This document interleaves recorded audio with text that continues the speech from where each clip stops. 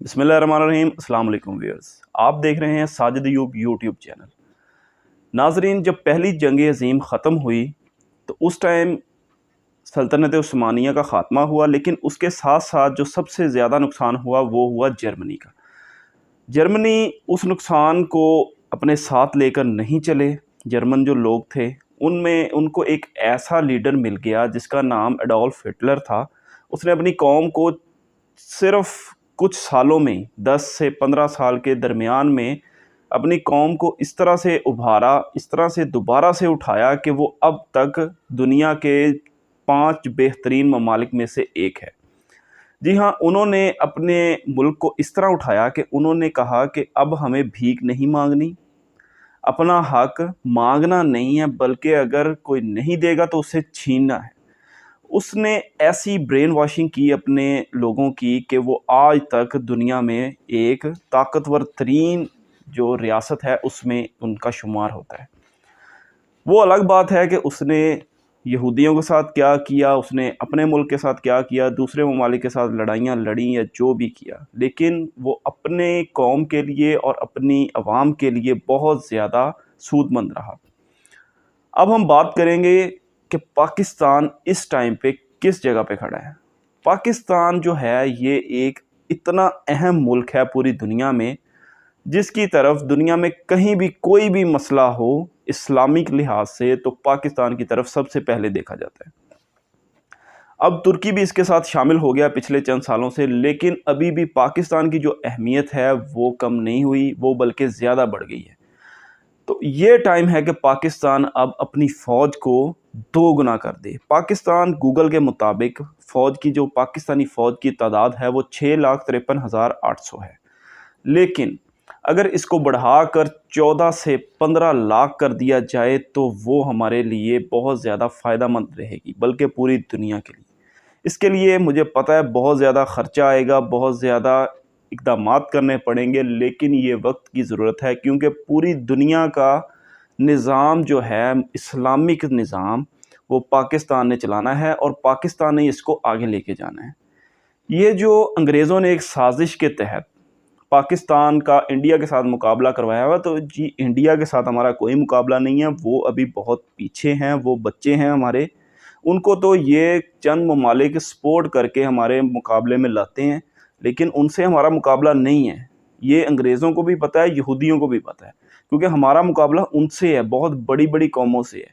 तो ये इंडिया वाला जो इन्होंने चक्रव्यूह रचाया हुआ है हमारे इर्द-गिर्द कि इसका जनाब इनके साथ छोटी-मोटी झड़प करवा दो या कश्मीर का मसला उठा दो या इस तरह के मामलात, जनाब ये हमारा काम नहीं है। हमें अभी फ़ौज को डबल करने की ज़रूरत है, वो इंडिया के लिए नहीं। इंडिया का तो एक ख़तरा है, मौजूद है, लेकिन वो इस काबिल नहीं है कि हमें हड़प कर देंगे या हमारा कुछ कर लेंगे।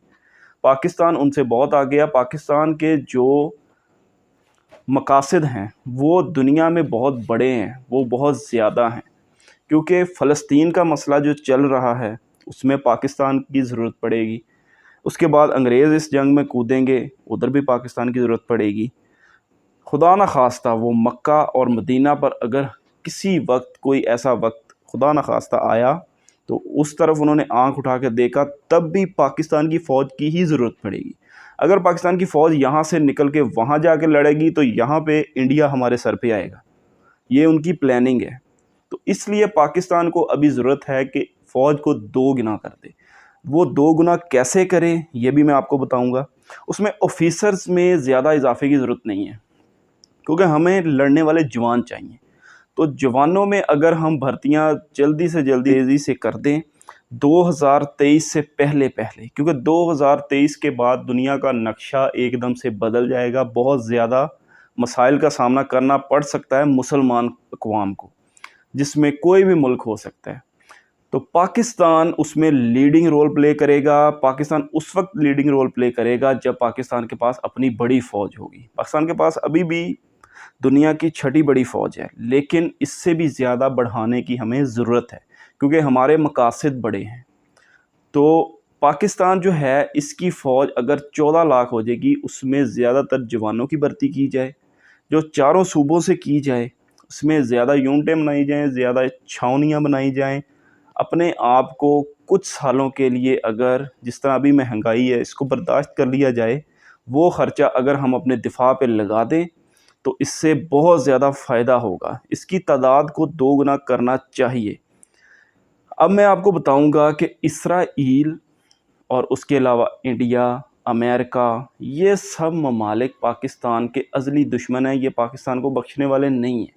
ابھی جو واقعہ پیش آیا آپ لوگوں نے سنا ہوگا کہ سیز فائر ہو گیا اسرائیل اور فلسطین کے درمیان، اس کی وجہ بھی یہی ہے کہ پاکستان کا ان کو تھوڑا سا ڈر تھا۔ وہ اس وجہ سے کہ ابھی آج کچھ ٹی وی چینلز نے یہ بھی بتایا کہ پاکستان نے فوج کو وہاں بھیجنے کا پورا پروگرام کر لیا تھا، کچھ کا یہ کہنا بھی ہے کہ پاکستان نے فوج بھیج بھی دی تھی۔ یہ انٹرنیشنل میڈیا کی رپورٹ ہے۔ تو پاکستان بہت زیادہ اہم رول پلے کرے گا اس ساری جنگ کے دوران۔ تو پاکستان کو ابھی جو فلسطین کا مسئلہ ہے یہ 1 سے 1.5 سال کے اندر اندر دوبارہ اٹھے گا، وہ دوبارہ حملہ کریں گے، اور پاکستان، ترکی اور اس کے علاوہ 1-2 اور مسلمان ممالک ہیں جن کے خلاف اسرائیل نے نیا پروپیگنڈا شروع کر دینا ہے، ابھی بلکہ کر دیا ہوگا انہوں نے، وہ اس کی تیاری میں تھے۔ انہوں نے ابھی یہ صرف جو سارا ڈرامہ رچایا ہے یہ صرف چیک کیا تھا کہ مسلمانوں کا ریئیکشن کیا آتا ہے، اگر وہ حملہ کریں تو مسلمان کس طرح ریئیکٹ کریں گے۔ انہوں نے چیک کر لیا کہ کون کون سے ممالک زیادہ آگے تھے، تو اب ان کے خلاف وہ پہلے سے پلاننگ کریں گے، ہمارے خلاف وہ ہر طرح سے اپنے ہتھ کنڈے آزمائیں گے، وہ تو پہلے بھی آزما رہے ہیں لیکن اس میں تھوڑی سی شدت آ جائے گی۔ تو پاکستان جو ہے اس کو اپنی تیاری کر لینی چاہیے۔ پاکستان کے ظاہری سی بات ہے کل بہت امپورٹنٹ میٹنگ ہوئی ہے ISI کے چیف کی، اس کے علاوہ پاکستان کے تینوں فوجوں کے سربراہوں کی، وزیر اعظم صاحب کی۔ تو پاکستان بھی اپنی تیاری میں مصروف ہے، لیکن فوج کو ڈبل کرنا ابھی پاکستان کی ضرورت بن گیا ہے۔ تو بہت بہت شکریہ آپ کا بھی اور آپ کے عزیز و اقارب کا بھی جو مجھے سپورٹ کرتے ہیں۔ تو اگر آپ لوگوں کو میری یہ ویڈیو پسند آئے تو آپ نے اس کو لائک، شیئر اور آگے دوسروں کے ساتھ شیئر زیادہ سے زیادہ کرنا ہے، سبسکرائب کروانا ہے لوگوں سے، تاکہ میں اس طرح کی اور ویڈیوز بناؤں آپ کے لیے۔ بہت بہت شکریہ جی، اللہ حافظ۔